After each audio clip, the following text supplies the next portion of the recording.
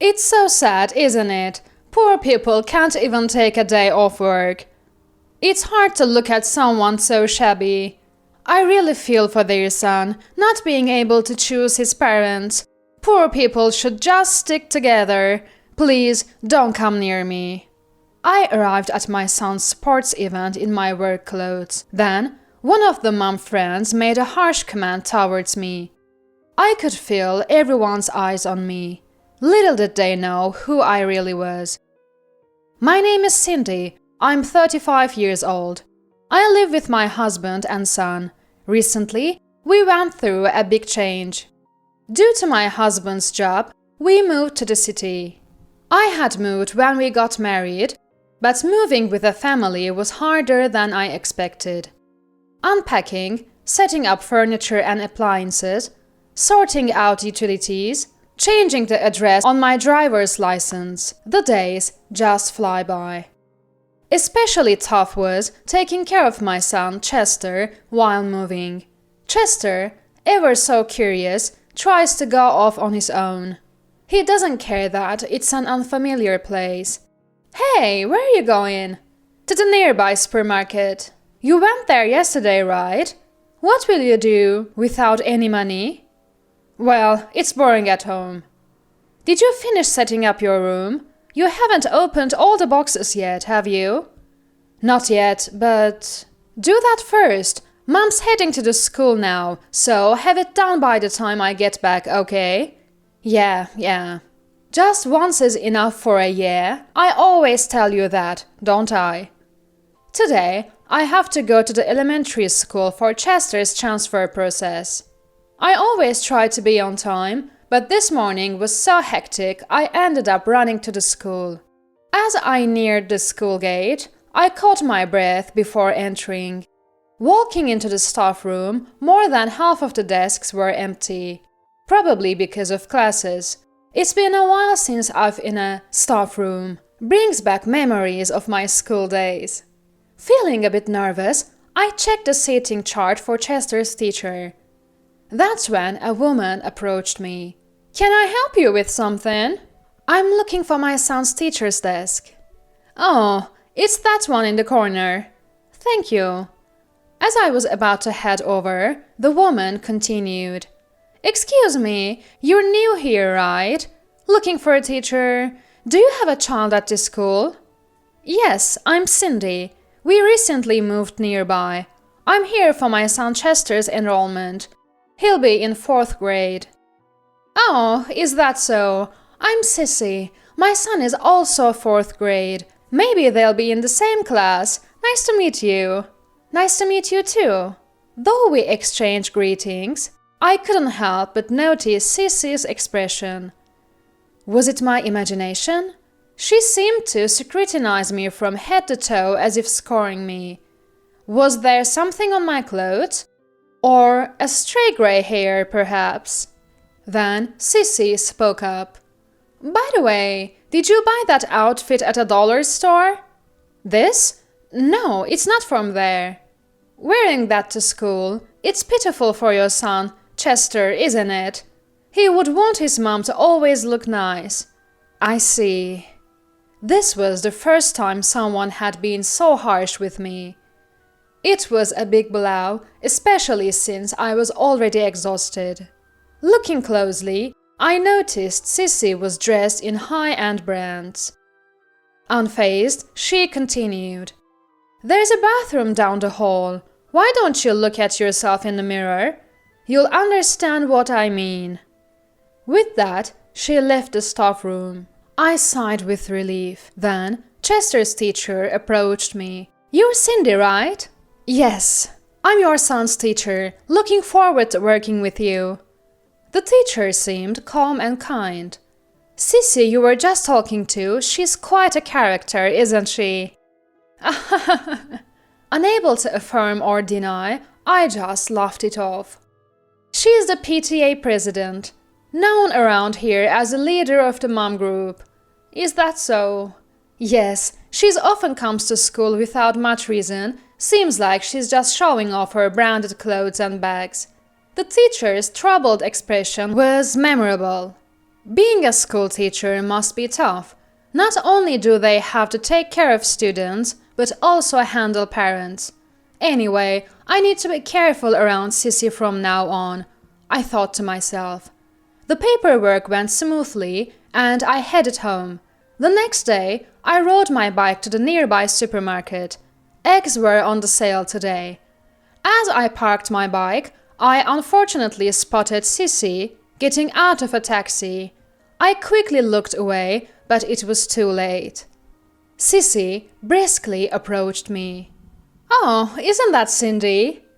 "Hello, thank you for yesterday." She was dressed head to toe in brand names again today. Without intending, I wore the same outfit as yesterday. I thought it wouldn't matter since I was just going to the supermarket and didn't know many people yet. But she immediately began her fashion critique. "Excuse me, are you wearing the same clothes as yesterday?" "Yes." "I'm embarrassed. It's been hectic with the move." "That's just an excuse, isn't it? Can't you dress a bit more decently?" I was lost for words at Sissy's audacity. I may only earn $3,000 a year, but I never skimp on style. My husband, a CEO, always says that first impression count. Wait, 3,000? As I stood there speechless, she continued. "Make sure you dress up for next week's sports event. You don't want to be ridiculed, and it affects your child's education too." With that, she clicked her heels and disappeared into the supermarket. I didn't go inside, but instead rode my bike to another supermarket. Everyone has people they dislike. I believe in keeping a distance from such people in interpersonal relationships. While thinking about dinner, I headed to the supermarket. A week later, it was suddenly the day of Chester's sports event. I woke up early and started making his lunch. I planned to pack all of Chester's favorites: chicken nuggets, sausages, sandwiches. I decided to ignore nutritional balance just for today. Imagining Chester's happy face, I diligently packed the lunch. Then I noticed my mobile phone vibrating. Who could it be this early in the morning? It was a call from work. I had a bad feeling. I answered immediately. My hunch was right. There was a problem at work, and it seemed too much for my subordinates to handle alone. I quickly got ready and left for work. Thanks to my subordinates' prompt contact, we were able to solve the problem quickly. But the sports event had already started. They were probably doing free throws in basketball by now. I rushed home, packed the lunch, and headed to the school. I didn't change my clothes. Rather than wasting time on that, I wanted to watch Chester do his best, even if it was just for a second longer. I arrived at the field, out of breath. The sports event was in full swing. As I was moved by the children's performance, a familiar voice called my name. "Cindy!" I turned around to see the last person I wanted to meet, Sissy. "Hello." Sissy looked at me, frowning. She was decked out in brands again today. "Is that work clothes?" "Yes, there was a problem at work this morning, so I had to go in. I didn't have time to change. I should go now." As I tried to leave, she wouldn't let me. "Wait a minute, work clothes? What kind of nerve do you have? Unbelievable!" Her mocking laughter echoed. I saw men in suits approaching from the VIP area. Sissy seemed unaware. She continued to tirade against me. "Poor people can't even take a day off work. How sad. It's hard to watch someone so shabby. Your son, unable to choose his parents, must be pitiful. Poor people should just stick together. Please don't come near me." Her loud words drew the attention of those around us. Everyone was looking our way, whispering among themselves. I was thinking about how to handle this situation. That's when I was approached by some men from the VIP area. A member of the parliament I often saw on street posters. "President Cindy, good work out there." "Thank you." This morning must have been tough, but as expected of a president, resolving the issue so quickly. It was a team effort. I couldn't have done it alone. "Are you here for a promotional activity today?" "Haha, no, my son goes to this school." "Your son? I didn't know that. My apologies." I had met him as part of a promotional campaign. Hearing our conversation, Sissy looked confused. And for a good reason. She had pegged me as a poor person, but in reality, I'm a president. My husband is an executive at Sharon Doll, a world-renowned apparel company in New York. I'm the president of that company. Our annual turnover is $500,000. We had recently moved here from the heart of New York. I'm a bit shy to say this, but we fall into the category of what one would call celebrities. The work clothes I'm wearing are a new product from Sharon Doll, designed to revolutionize work attire by combining style and functionality. It took about 3 years to develop, and it's a product we are proud of. It's been making a buzz in Japan recently, with extensive promotions. We hired a popular young actor as the model, and advertised through TV commercials, magazines, and social media. It should be quite well known, but Sissy, only interested in established brands, didn't know about our company. The crowd started whispering. I heard people saying, "Isn't that Sharon Doll's new product?" Furthermore, rumors were spreading that Sissy, despite wearing branded clothes, was ignorant of the latest trends. Overwhelmed, Sissy quickly left the scene. I was bombarded with questions about the new product by other parents, but I left it to my subordinates and went to find Chester. I found him stretching, preparing for his turn. "Chester, do your best!" I shouted, making sure my voice wasn't drowned out by the surrounding noise. Quickly, Chester noticed and waved back. I managed to see his goal kick. He looked so pleased with himself. Watching him, my heart swelled with pride. Kids grow up so fast. That's why every moment is precious. Chester and I enjoyed lunch together, and I supported him wholeheartedly in the afternoon events. A few days later, an unexpected fact came to light. Sissy's husband's company was a client of Sharon Doll. Due to this incident, the contract was terminated. Her husband's arrogant nature became evident. The company took a huge hit, likely struggling to stay afloat in our industry.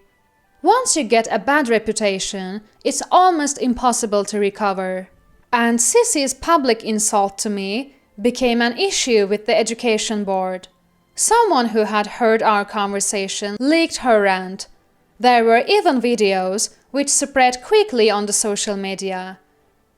Though the faces were blurred, it was obviously Sissy and me. I tried to have it removed multiple times, but as soon as one was deleted, another appeared. I grew tired of this endless cycle. It's a true digital tattoo. Because of that video, Sissy's family lost their place in both the school and the community. They stopped attending school events and eventually moved away. Sissy's family moved away late at night, almost like they were fleeing. I later learned that Sissy hadn't only been targeting me. Apparently, she often made snide remarks to other parents who didn't wear brand name clothes. She didn't just impose her tastes on others, she also denigrated their characters.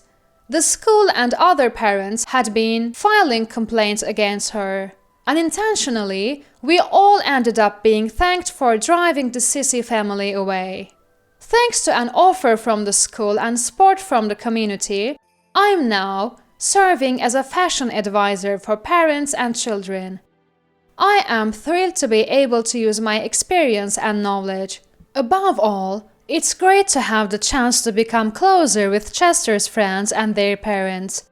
Today, I'm hosting a session on winter outfit coordination at the local community center. I've prepared thoroughly. Though it's not my main job, I'm eager to enhance my experience. As I was eating breakfast, I noticed Chester staring at me. "What's up? You've been looking at Mom." "Mom, you've been really cool lately." "Really? What brought this on?" "I didn't really understand your job before, but now I see your company's clothes on TV, and you're speaking today, right?" "That's right." "Mom, you're amazing. My friends even say your mom is incredible." "Really? That makes Mom happy." Balancing parenting and work is truly challenging. Sometimes I think about spending more time with Chester if I weren't working. But Chester seems to understand something from watching me work. It's been worth it, striving positively as a president, wife, and mother. "Mom's going to keep working hard, so you do your best in your studies, Chester." Okay. Just once for an okay. We finished our breakfast with smiles.